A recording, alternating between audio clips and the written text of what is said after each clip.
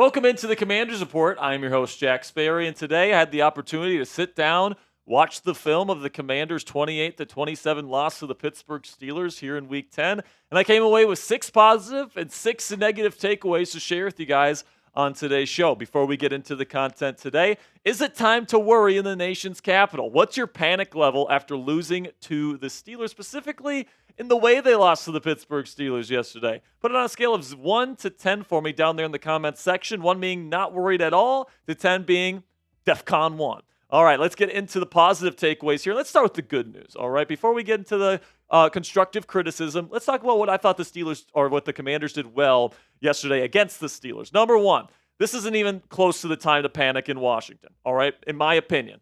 You're sitting at 6-7-3. The teams that you've lost to, the Buccaneers, the Ravens, and the Steelers are all pretty darn good football teams. And, you know, the teams that you're supposed to beat, this team has beaten. And they are winning these football games. They're winning close games. They're beating teams by a lot. They're beating teams by a lot of different ways. All right, Jayden Daniels is still playing great football generally. I think the run game is doing good. The offensive line, generally speaking, has been good this year. The defense has been getting better seemingly every week, even though they regressed a little bit in this one against the Steelers. But take it from me, guys. This loss does not mean it's time to press the panic button in Washington, and this team is still going to be a playoff team.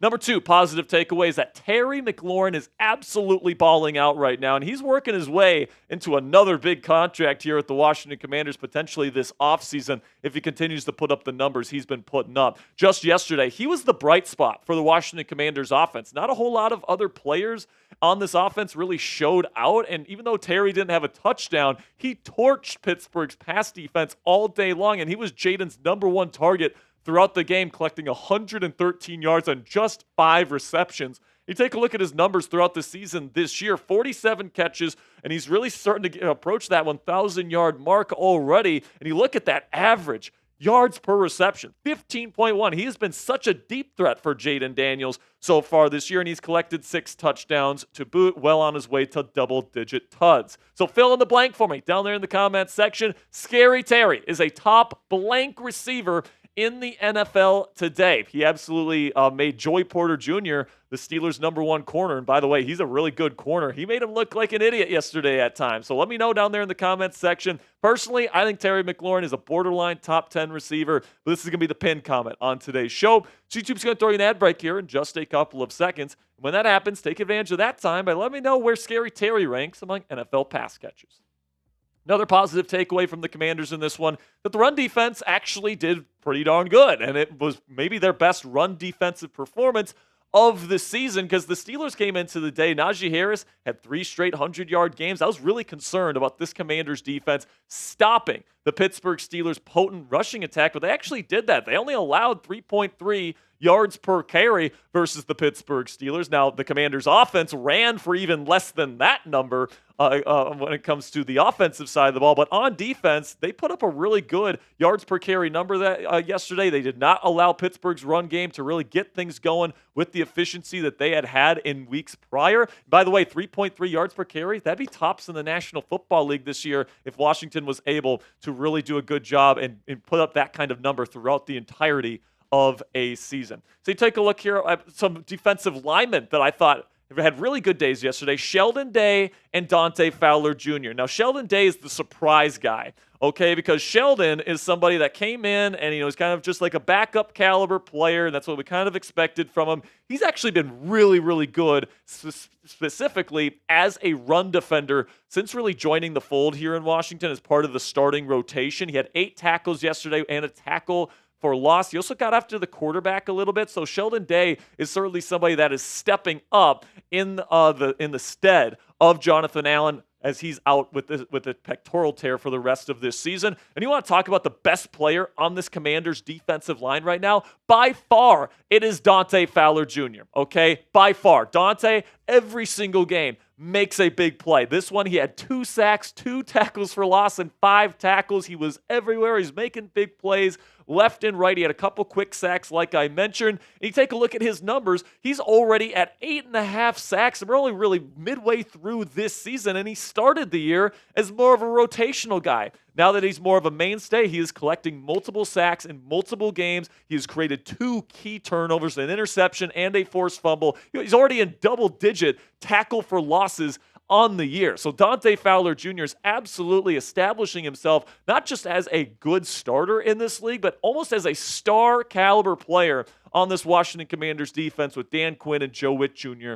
at the helm. Then we get to Frankie Louvu here, who I've been saying all year is playing like a first-team All-Pro inside linebacker, and he showed that once again against the Pittsburgh Steelers. I mean, it seems like every single takeaway video that I have after a game for the Commanders, I'm talking about Frankie Louvu's performance. Because in this one, 7 tackles, had 2 QB hits, and a sack. He is somebody that's flying all over the place, and honestly, this wasn't even his best game, but on film, he is flying around. He's where he's supposed to be, and he's a great leader for this Commanders defense as well. So I'm going to continue my Frankie Louvu for first-team All-Pro linebacker campaign right here on the Commanders Report. So coming up here on the Commanders Report, I got my negative takeaways. So I gave you my 6 positive takeaways from the film here in Week 10. Then we get to the bad stuff and the stuff to improve for this Washington Commanders team as we approach Thursday Night Football against the Birds. All right, now before we get into those negative takeaways, let's have a word from our sponsor here at Prize Picks, which is the best place to get real money sports action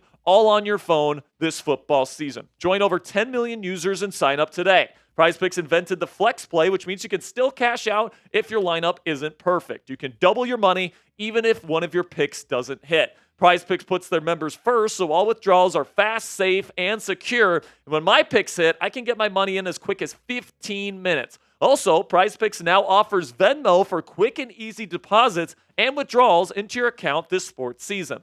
Sign up today and get $50 instantly when you play just $5. You don't even need to win to receive the $50 bonus. It's guaranteed. Prize Picks also offers weekly promotions that can lead to big payouts like Taco Tuesday, where each Tuesday, Prize Picks discounts select player projections up to 25% to provide even more value for your lineups. Here's my projection for tonight's Monday Night Football matchup between the Dolphins and Rams. Going to take the less on Devon Achane with the rushing yards. I'm playing against him in fantasy. Need him to have kind of a slow night tonight. I'm going to take the more on Tyreek Hill receiving yards and the more on receiving yards for Puka Nacua. Now download the Prize Picks app today and use code CLNS to get $50 instantly when you play your first $5 lineup. That's $50 instantly when you use code CLNS after playing your first $5 lineup on the Prize Picks app today. Prize Picks, run your game.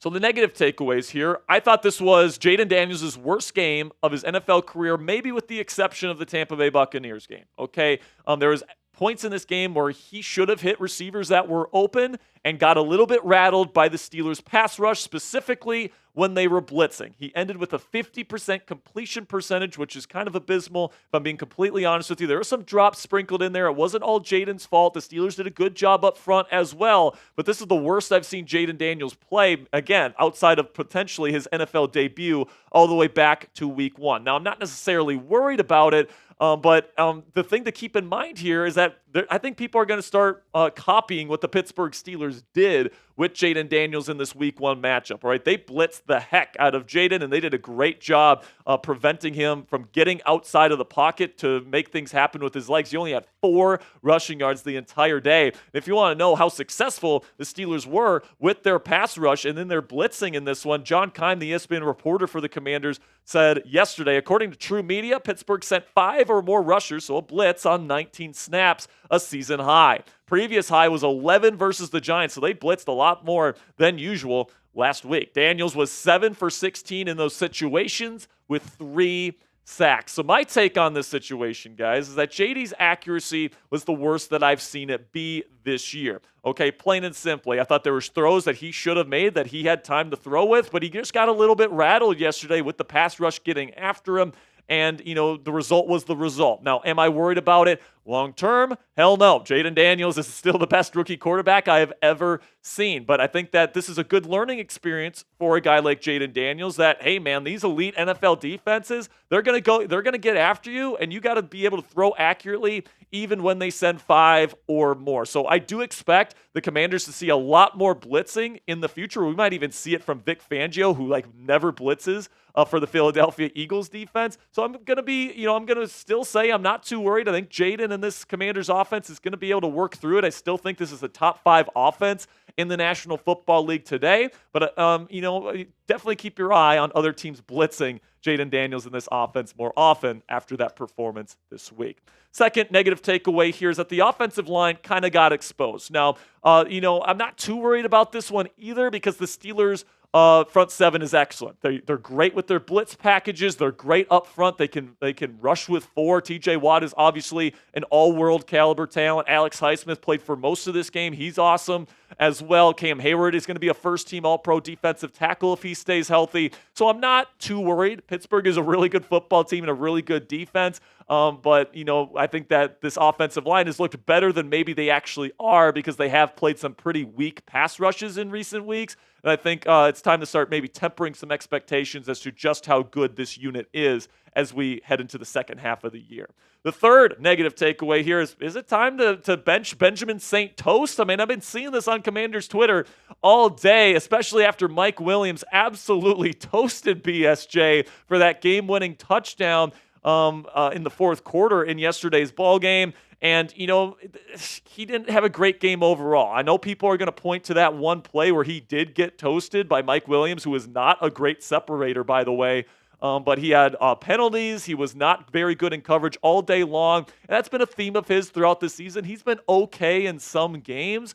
But the big question on the mind of Commanders fans right now, with Marshawn Lattimore expected to be back in the fold soon, are you going to bench Benjamin St-Juste, or are you going to bench Noah Igbinoghene, who, of course, gave up a touchdown in his own right yesterday to George Pickens? It's definitely an interesting conversation. For me personally, I would personally rather put Mike Samerstill in the slot and keep Benjamin St-Juste on the outside. I think he's a little bit better than Noah Igbinoghene. I think he's got a higher floor than Igbinoghene does, and honestly a higher ceiling, if I'm being honest with you. So let me know down there in the comments section, who do you bench when Marshawn Lattimore comes in? Do you bench Benjamin St-Juste, type BSJ, or are you going to go with the benching of Noah Igbinoghene, type NI? For him, let me know what you guys are thinking down there in the comments. Now let's address the punts, because early in the game, Olamide Zaccheaus muffed 2 punts off his freaking face mask to start this game. One of them was picked up by the Steelers, and you can definitely look at that and be like, oh, that was the difference in the game. But let's not forget Pittsburgh had a blunder on special teams as well, so it kind of balanced out at the end of the day. And Zaccheaus is going to be the punt returner moving forward. Dan Quinn made it clear in his press conference today that he is going to be the punt returner for this team moving forward. But man, the pressure is on for Olamide here because his role in the offense is definitely shrunk as the season has gone on. And right now, his biggest role on this team is to be that punt return man. And if he's botching, these punt returns off his face multiple times a game in multiple games, it's just not going to be a thing that's going to continue here in Washington. So Dan Quinn, the head coach, did give his vote of confidence today, but make no mistake, the pressure is definitely on. Olamide, catch the damn ball, all right? All right, now let's get to Jayden Newton, and another player here that has a lesson to learn, because obviously, you get the Steelers to 4th and 1, and even if the Steelers punted away, the Commanders had no timeouts, had to go the entire length of the field to kick a field goal with no timeouts against that Steelers defense and that Steelers pass rush. I didn't love the chances of the Commanders to win that game, even if Jayden Newton didn't jump off sides. It's still a stupid rookie mistake, and that's what we can chalk it up to, guys. Jayden is a great talent. He's going to be a really good player for this defense for a very long time, and it was a great learning experience for him. It sucks in the moment because that ends the game right there, and you don't give Jayden a shot to go and win the football game. But it's definitely a learning experience here. And at the end of the day, I don't think it actually cost the Commanders the game. I think they probably would have lost anyway. Then the final to negative takeaway here is, have the Commanders really beaten anyone? Now, I'm not bringing this up to say the Commanders are a bad football team. They're not. They're a good football team. But right now, every time they've had an opportunity to really play a team that's been, a bona fide playoff team outside of maybe the Cardinals, they've lost that football game, right? And you look at the opponents here that the Commanders have beaten this year, the 7 teams they've beaten the Giants twice. They suck. The Browns sitting at 2-7, the Panthers at 3-7, the Bears are a complete crap show right now, and the only reason why you beat the Bears was because of a Hail Mary. And you look at the overall record of the teams the Commanders have beaten, man, it's a 33.8 win percentage. so far this year. That's awful, all right? So if you want to talk about a team in the National Football League that hasn't beaten anybody yet, you'd be looking at the Washington Commanders. Now, that doesn't mean they can't beat good teams, all right? They came really, really close, and they were in control of this game against a really good Pittsburgh Steelers team for almost the entire second half. All right, this is a team that's more than capable of winning against playoff caliber teams, in my opinion, but you still have to prove it. You have to earn it on the football field against these good football teams. And what better opportunity is there than on a short week after a tough loss to go on the road in Philly and take down a division rival in the Philadelphia Eagles and retake first place in the NFC East? And that might have been the most disappointing thing about that loss to the Steelers, is that you let it go through your fingers and you let the lead in the NFC East go through your fingers as well. Now you're a half game back on the Philadelphia Eagles. But the good news is you're going to have a chance to snatch that first place status right back under from the Philadelphia Eagles. If you can go into Philly and prove you can take on a bona fide playoff opponent, the Eagles are going to be a playoff team in the NFC this year, whether they're the division champs or whether they're a wild card. I think both of these teams are going to be playoff teams this year. If you can go out and you can get a win against Philly, boy, oh boy, nobody can talk shit about you anymore. We're going to have our Week 11 preview for this game, Washington versus Philly, tomorrow on the show. You're not going to want to miss that. So make sure you guys click that subscribe button and go down there in the comments section and type real one for me if you made it to the end of today's show. The YouTube algorithm really prioritizes videos that people make it to the end to, because it says that those people that watch those videos were enjoying the content. So if you made it to the end of today's show, I really do appreciate your guys' support. And let me know who you are down there in the comments section by typing real one for me.